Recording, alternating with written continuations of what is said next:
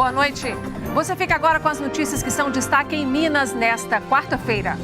Suspeito de atirar em festa na casa de deputado quando 4 pessoas ficaram feridas, presta depoimento em delegacia na capital. Ele mora no prédio vizinho e não explicou os motivos do crime.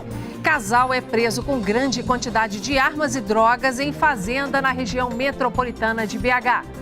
Quase 18 mil celulares foram roubados ou furtados em Belo Horizonte só no primeiro semestre deste ano. Nos primeiros dias da propaganda eleitoral no rádio e na TV, fica claro que a polarização continua na disputa ao governo de Minas. E esse é um dos assuntos de hoje do nosso comentarista de política, Orion Teixeira. Na série de entrevistas com os candidatos a vice-governador, recebemos hoje Adriana Buzelin, do PV, que é vice de Adalcleber Lopes, do MDB. Mais informações sobre essas e outras notícias a partir de agora.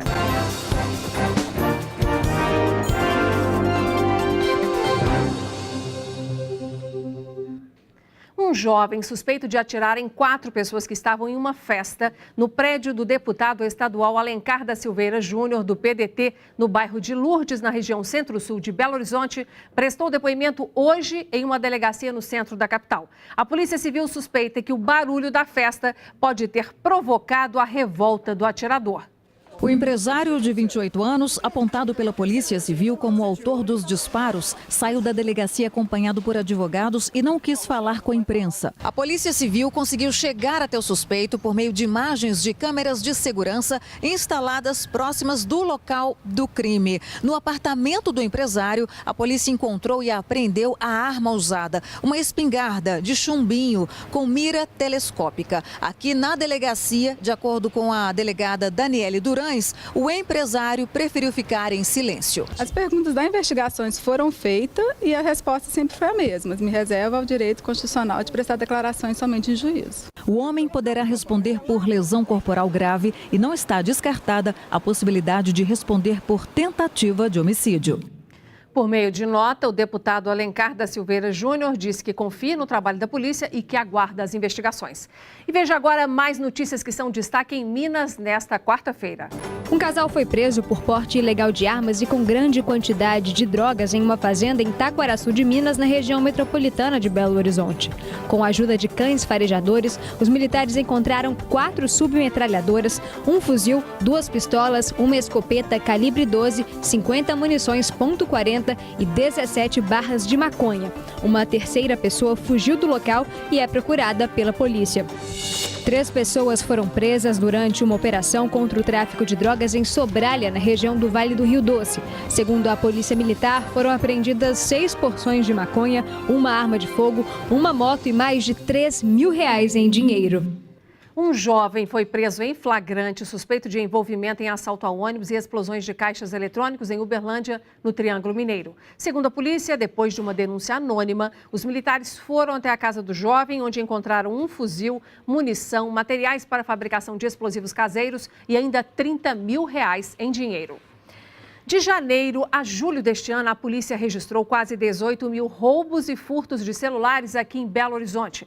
Os aparelhos estão sob os olhares atentos dos criminosos porque têm valor no mercado clandestino. Os bandidos conseguem tirar os pertences das vítimas de dentro de bolsas, mochilas, sem que as pessoas percebam. E por isso é preciso tomar cuidado para não ser surpreendido andando pelas ruas da capital. Letícia foi surpreendida em uma festa, em junho deste ano. Durante a festa, sem que eu percebesse, alguém pegou o celular dentro da minha bolsa e levou. E eu só senti falta dele depois, né? Quando eu tentei pegar de novo, já não estava lá mais. Muito triste. A advogada fez boletim de ocorrência, mas o aparelho não foi encontrado. Ela é vítima de um crime cada vez mais comum, furtos e roubos de celulares. Meu irmão foi roubado na Praça da Liberdade.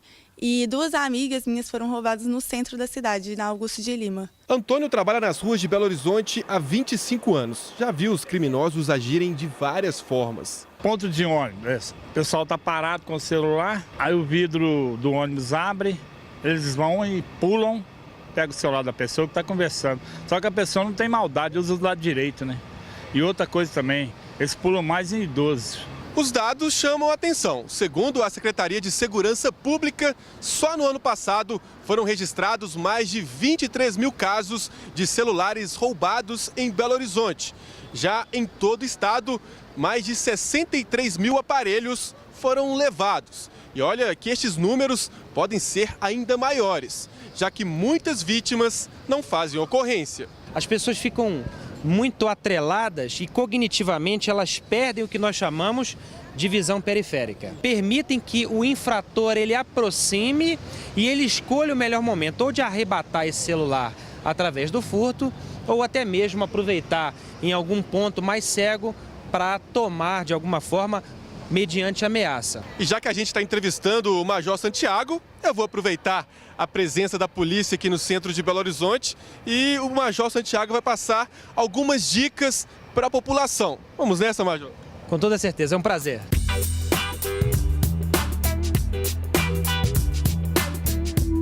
Você viu que eu me aproximei de você e você nem percebeu, né? E mesmo fardado. É quando o infrator ele pode se aproximar e arrebatar o bem. Via de regra, se vai ter que acessar alguma coisa assim, se puder entrar numa galeria, num banco, alguma coisa que fique mais recuada, eu acredito que seja mais oportuno. Muito obrigado, viu? Pela dica. Sempre importante as dicas, né? Com certeza. Ótima, maravilhosa. Tá bom, um obrigado. Abraço, bom dia, viu? Bom dia. Nosso assunto agora é a política, com foco nas eleições. Nosso comentarista Orion Teixeira já está conosco para analisar as últimas notícias. Orion, boa noite. Boa noite, Nácia. Boa noite a todos. Bom, vamos começar então com o nosso primeiro assunto, que é o seguinte. Nos primeiros dias de propaganda eleitoral em rádio e TV, a troca de acusações entre o candidato à reeleição Fernando Pimentel do PT e Antônio Anastasia do PSDB chama a atenção do eleitor. Eles culpam um ao outro pela atual crise financeira do Estado e alimentam aquela polarização que vem marcando as últimas eleições aqui em Minas. Orion, Minas começou 2018 com um déficit aí de 8 bilhões nas contas públicas. Pelo andar da carruagem, né, um ano ainda com crise financeira, dá para imaginar que a gente termina 2018 com uma crise ainda pior? Esse rompe, Nácia, foi o que sempre disse o governador Fernando Pimentel e candidato à reeleição pelo PT.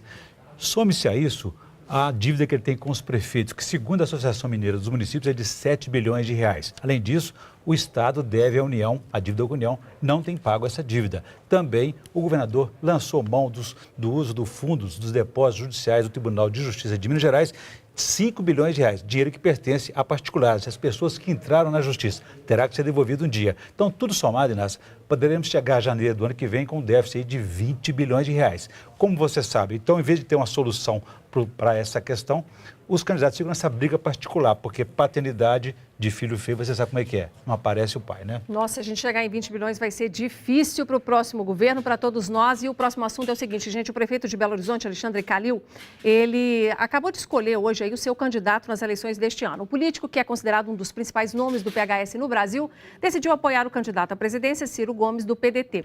Orion, já na disputa ao governo de Minas, o Alexandre Calil disse que não vai tomar partido. No entanto, ele era esperado aí como um apoiador forte, né? E aí, como é que ficam os outros partidos decepcionados? Curioso, Inácio, é que o prefeito disse que não apoia nenhum candidato a governador porque não confia neles como confia no Ciro Gomes, presidenciável do PDT. Agora ele vai ter que conviver 2 anos do seu mandato com o eleito a partir do ano que vem. Bom, mas é um apoio de peso que Ciro Gomes recebeu aí, poderá ser maior se tiver um envolvimento, uma participação mais determinada do prefeito. Então tá, a gente vai acompanhar toda essa situação e esses próximos 2 anos de relação, né, da liderança da capital com o governo do estado para ver como vai ficar.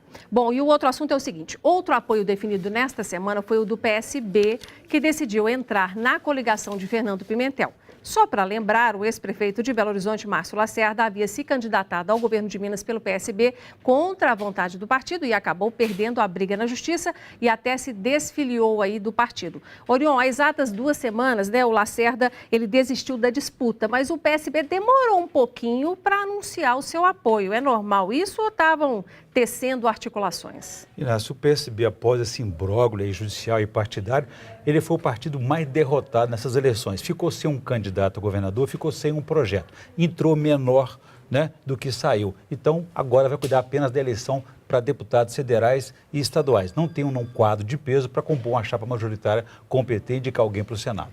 Então tá, a gente tem agora um outro assunto rapidinho, que é o seguinte. Nesta semana, a chapa do Partido Rede, que é encabeçada pelo candidato João Batista Marisguia, sofreu uma alteração. O vice passou a ser o vice-prefeito de Caratinga, no Vale do Aço, Giovanni Corrêa da Silva, que substituiu Abraão Graco.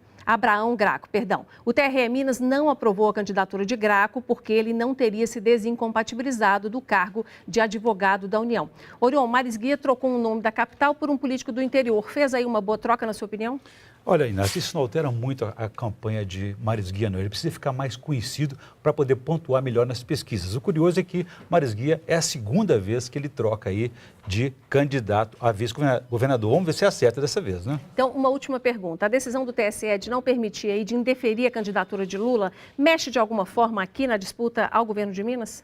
Com certeza, Inácio, porque a sucessão presidencial está vinculada à sucessão estadual. Então, por exemplo, esses votos que iriam para o ex-presidente Lula devem migrar para outros candidatos. Então, essa recomodação vai realmente interferir aqui nesse processo, pode fortalecer um candidato ou outro candidato, e o próprio candidato à reeleição, Fernando Pimentel, do PT, fazia sua campanha vinculada a Lula. Sem ele vai perder muito nessa caminhada. A conferir todos nós, né? Acompanharemos. Obrigada, viu, Orion? Até a semana que vem. E a seguir tem mais uma entrevista da série com vice-candidatos ao governo do estado. Receberemos Adriana Buzelin, do PV, que é vice de Adalclever Lopes, do MDB. E você vai ver também que, aproveitando a campanha Setembro Dourado, a Santa Casa preparou uma programação para incentivar crianças que lutam contra o câncer.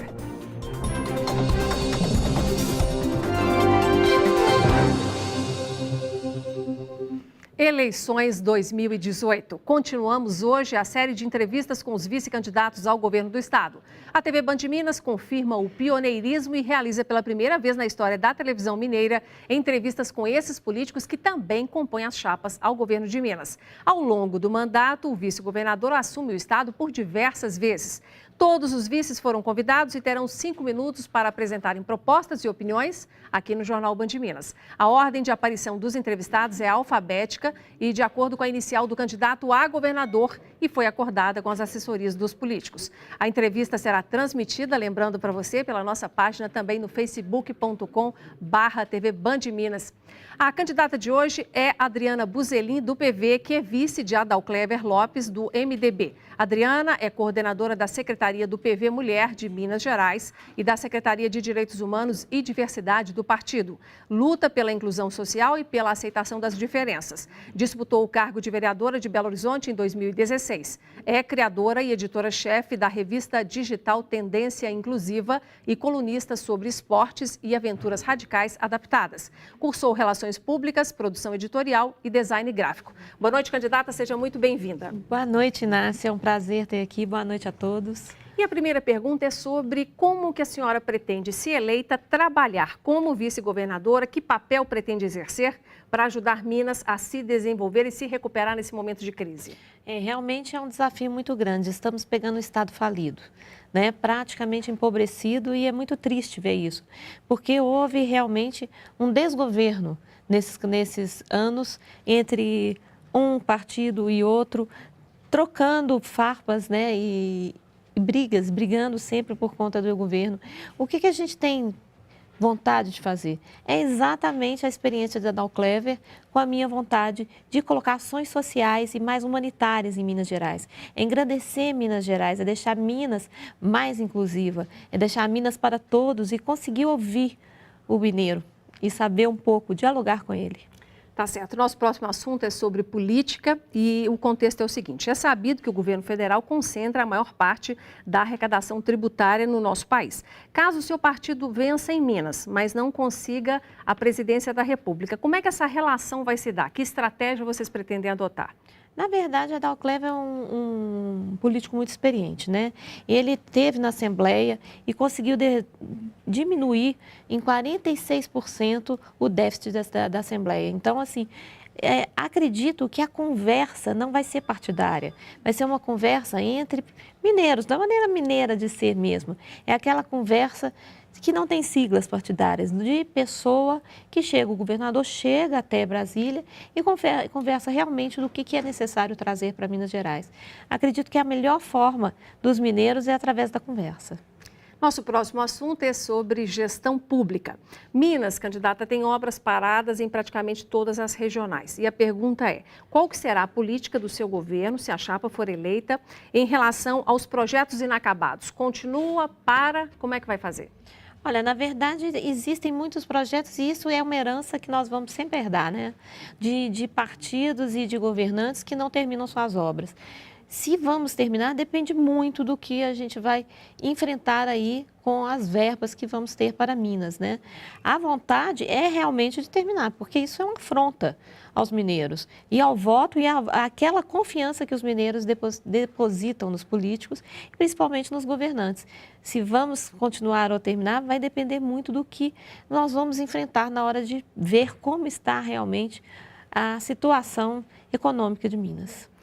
Nosso próximo assunto é sobre a estruturação e as decisões políticas que serão tomadas pela chapa de Adriana Buzelin, caso seja eleito o deputado Adalclever Lopes junto com ela. E a questão é a seguinte, a formação do secretariado, candidata, é sempre, num governo eleito, uma expectativa muito grande da sociedade e de todos que acompanharam esse pleito. Como é que parte aí qual será a estratégia da chapa de vocês, junto com o Adalclever, na escolha do secretariado? Que tipo de estratégia ou de conceito que será aplicado na formação e na escolha dos secretários? Eu acredito que o secretariado tem que ser escolhido em consenso com as nossas propostas, né? A Adalclever traz uma experiência de gestão muito grande e eu trago uma fase, quer dizer, que em Minas é necessária, que é humanitária. Então, a gente tem causas sociais para colocar aqui agora. Então, são causas das pessoas com deficiência, causas do meio animal, meio ambiente, proteção animal, né? Causas também ligadas à mulher, ao empoderamento feminino. Eu acredito que eu vou acrescentar e pretendo acrescentar, se for possível, com o apoio de todos, exatamente nessas causas. Escolher o secretariado aí vai depender da conversa de um com o outro, para saber realmente quem a gente vai poder colocar agora e que atendam às necessidades das nossas propostas. Tá bom, então eu vou deixar o tempo restante, que está aí cerca de pouco mais de 1 minuto, para que a senhora faça suas considerações finais aos nossos telespectadores.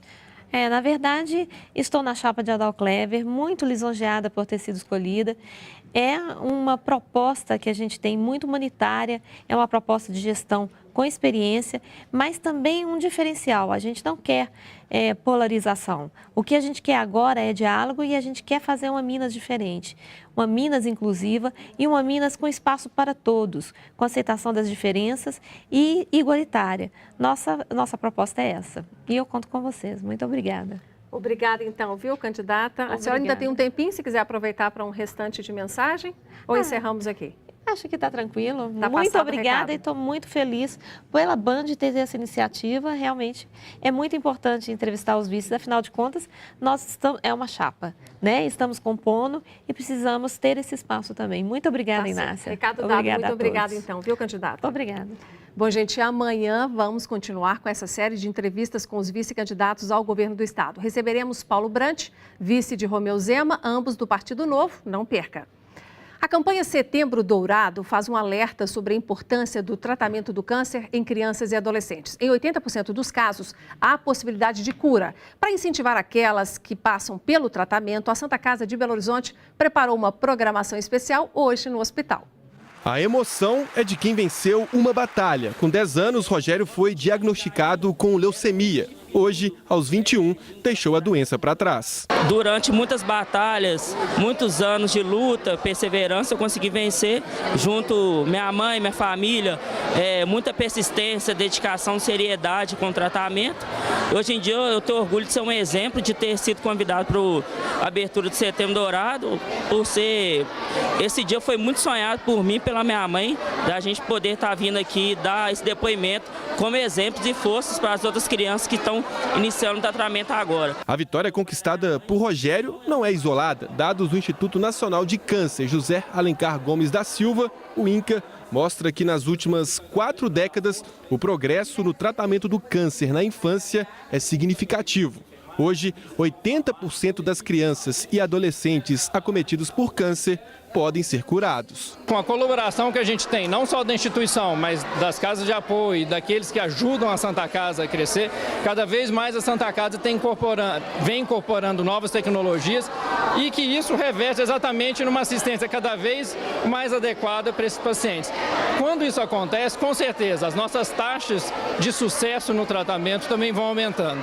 O mês é de conscientização do câncer infanto-juvenil, o Setembro Dourado. E aqui na Santa Casa de Belo Horizonte, por exemplo, uma programação especial foi armada. Muitas brincadeiras, palhaços, os mascotes de América, Atlético e Cruzeiro também apareceram. A Esther aproveitou ao máximo, se divertiu muito. Ela tem 12 anos e foi diagnosticada com leucemia há 5 meses. Já iniciou o tratamento. Tem dia que é hospital, tem dia que é casa de apoio, sempre fica trocando. Mas você já é uma vitoriosa pequenininha, tem consciência disso? Muita gente fala isso mesmo. Vou vencer. A luta e a busca pela vitória são diárias, envolve toda a família. No início, não é fácil, né, para nenhuma mãe, mas graças a Deus, com o apoio da Santa Casa, da Casa de Apoio, Fundação Sara, a gente está conseguindo. Já tem 5 meses que a gente está aqui, ela não vai em casa, ainda não tem previsão de ida, mas o suporte que é muito bom e graças a Deus ela está indo muito bem no tratamento. Que sorriso lindo, né? Bom, gente, depois do intervalo, os destaques do futebol. No Campeonato Brasileiro, o Cruzeiro e o Atlético têm partidas ainda nesta noite e o América já se prepara para a disputa de amanhã contra o Vasco.